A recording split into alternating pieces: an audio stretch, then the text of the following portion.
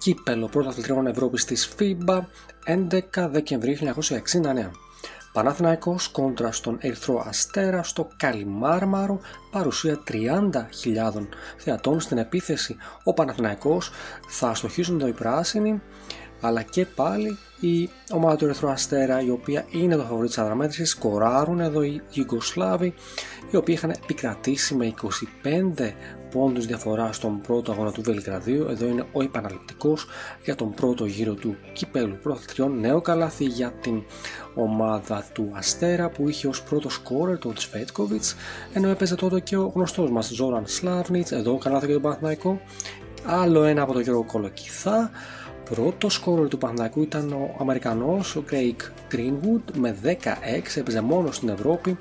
Ακολούθησε ο Απόστολος Κόντος εδώ καλάθι για την ομάδα του Ερυθρού Αστέρα, αλλά και ο Γιώργος Κολοκυθάς με 14. Τελικώς η ομάδα του Κώστα Μουρούζη επικράτησε 83-75 των Ιουγκοσλάβων. Καλάθι εδώ βλέπουμε από τον Γιώργο Κολοκυθά. Παρ' όλα αυτά οι Σέρβοι περάσανε στην επόμενη φάση του Κυπέλλου Πρωταθλητριών Ευρώπης.